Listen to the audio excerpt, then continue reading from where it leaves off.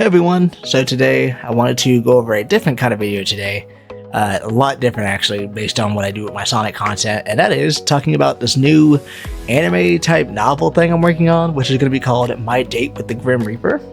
And it's about Yuu Amami, who is a 17-year-old high school student who is basically your normal guy. He's very pushover-y. He's very nice and things like that, but he struggles with different insecurities, as you find out throughout the episodes. His goal is to get with this girl named Yuu Amami, who is his high school crush. She is a cheerleader, valedictorian, and a leader of the book team. And after a couple of events that happen in the story, Yuu actually ends up dying, or being sent to Purgatory Realm, as it's called in the first episode.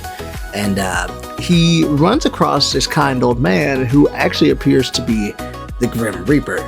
Eventually, Yuu and the Grim Reaper hash something out for Yuu to be able to return back to the land of the living. In exchange, he will be taking over his body, or at least residing in his body for now.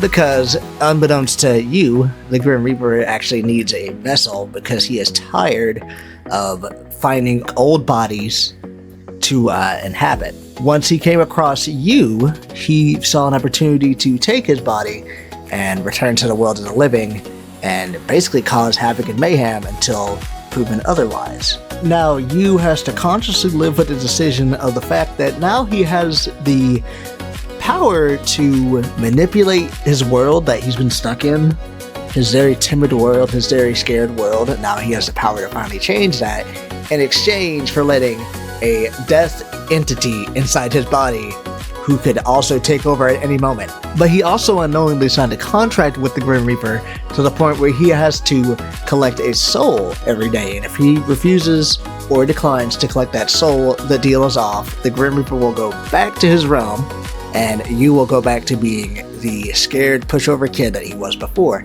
So now Yuu has to essentially lay on a double-edged sword of having his life being very changeable, or going back to being the person that he was before.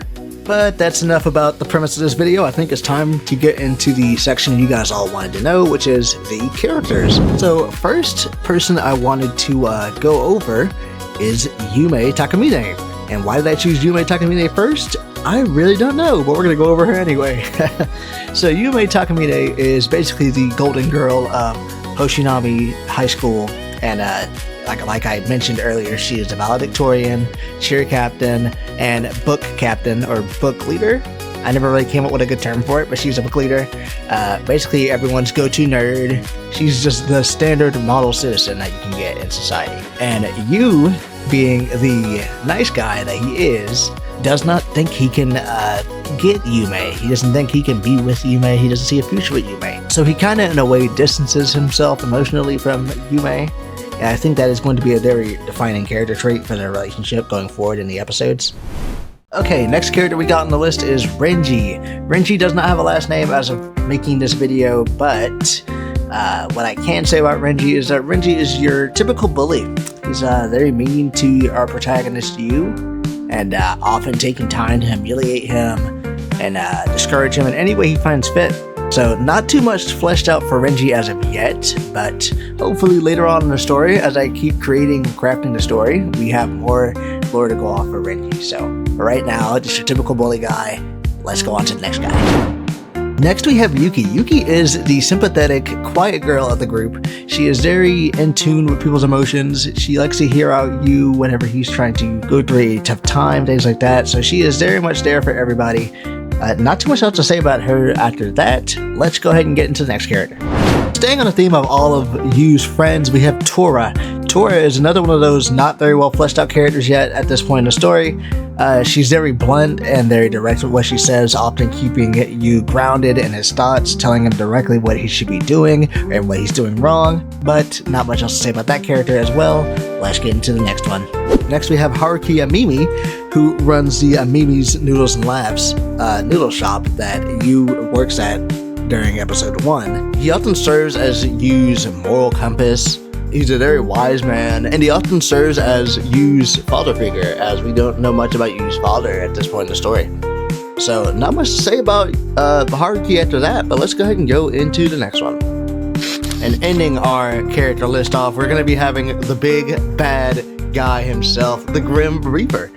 So the Grim Reaper is, as you might guess, the ancient folklore creature that is led to just believe a legend guiding those into the afterlife, things like that.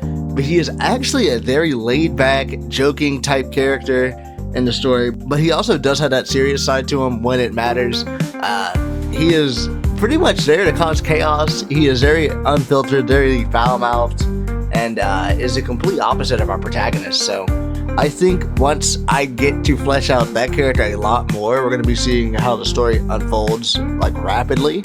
But I think that ends off our video today, guys. I appreciate you guys for sticking by, and I'll leave a link in the description because all these images were pulled from my Casting Call Club profile that I will be linking. So if you guys are interested, click the link. If you guys aren't interested, thank you guys for stopping by and giving your opinion on the premise of the series, and I'll see you guys in the next one.